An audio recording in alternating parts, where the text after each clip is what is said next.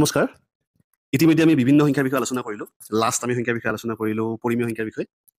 আজি আমি এই পৰিমেয় সংখ্যাৰ ওলোটা সংখ্যাটোৰ বিষয়ে আলোচনা কৰিম সেইটো হৈছে তোমালোকে বুজি পাইছা কি হ'ব অপৰিমেয় সংখ্যা পৰিমেয় সংখ্যা কি আছিলে যিবিলাক সংখ্যা p by q আকাৰত প্ৰকাশ কৰিব পাৰি য'ত p q দুটা অখণ্ড সংখ্যা আৰু q not equal to 0 এইটো হৈছে পৰিমেয় সংখ্যা অপৰিমেয় সংখ্যা তাৰ ওলোটাটো যিবিলাক সংখ্যাক p by q আকাৰত প্ৰকাশ কৰিব নোৱাৰি সেইবিলাকে হৈছে অপৰিমেয় সংখ্যা যিবিলাক সংখ্যাক p by q আকাৰত প্ৰকাশ কৰিবই নোৱাৰি সেইবিলাকে হৈছে অপৰিমেয় সংখ্যা বুজি পাইছা য'ত p q দুটা অখণ্ড সংখ্যা q not equal to 0 গোটেইখিনি বাৰু যিবিলাক সংখ্যাক p by q আকাৰত প্ৰকাশ কৰিব নোৱাৰি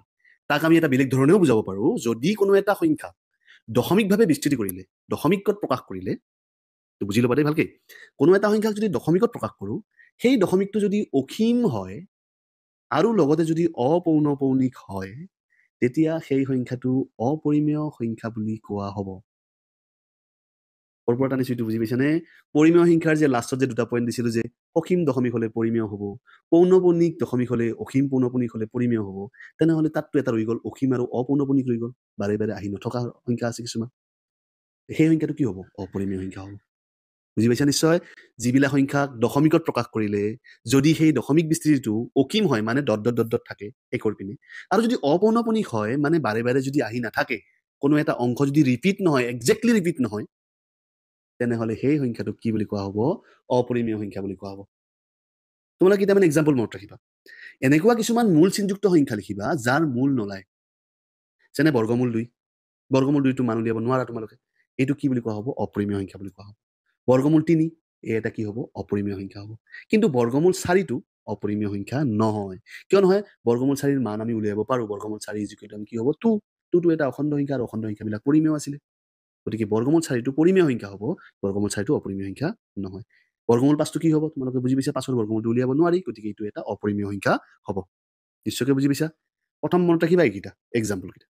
2 নম্বৰ এক্সাম্পল মনত ৰাখিবা অলপ আগতে ক'লো দশমিক বিস্তৃতিৰ কথা এনেকুৱা কিছুমান সংখ্যা লিখিবা দেখিবা যিবিলাকৰ লাষ্টত ডট ডট থাকিব আৰু বাৰে বাৰে ৰিপিট হৈ নাথাকে দশমিকৰ পিছৰ কোনো এটা অংক বাৰে বাৰে ৰিপিট হৈ নাথাকে উদাহৰণ দিছো জৰা 1.313233334 ডট ডট ডট ডট ইয়াত দশমিকৰ পিছত বাৰে বাৰে ৰিপিট হৈ থকা নাই আৰু দশমিকটো শেষও হোৱা নাই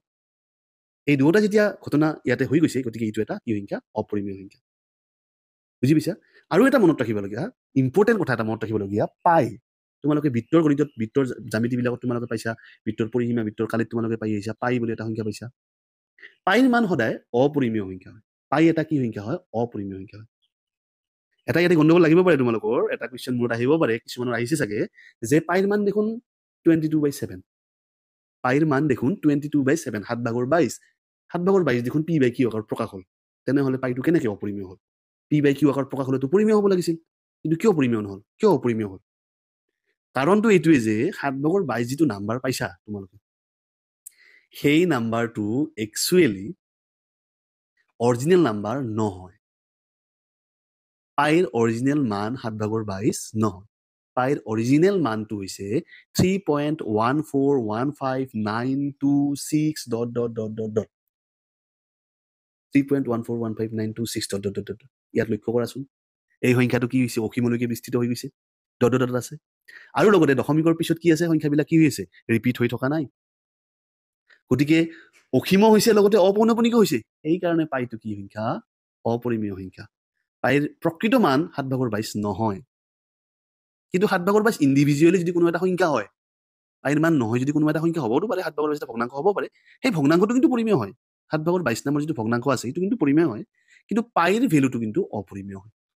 মনত থাকিবা এই কথাটো মনত ৰাখিবা এতিয়া তোমালোকে ভাবা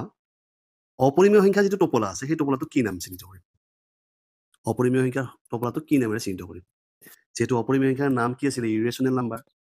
নিয়ম মতে আই দিব লাগিছিলে কিন্তু এইটো আই নহ'ব কাৰণ আইৰে আমি ইতিমধ্যে অখণ্ড সংখ্যাক নামাকৰণ কৰিছো আই আহিছে চাগে তোমালোকে এইটো কি নামেৰে চিহ্নিত কৰা হ'ব যদি অপৰিমেয় সংখ্যা যদি এটা টোপোলা বান্ধো তেনেহ'লে টোপোলাটোৰ নাম কি দিয়া হ'ব টোপোলাটোৰ নাম দিয়া হ'ব কিউ ডাঙৰ হাতৰ কিউ ডেছ স্ক্ৰীনত তোমালোকে দেখা পাই থাকিবা নাইবা q to the power C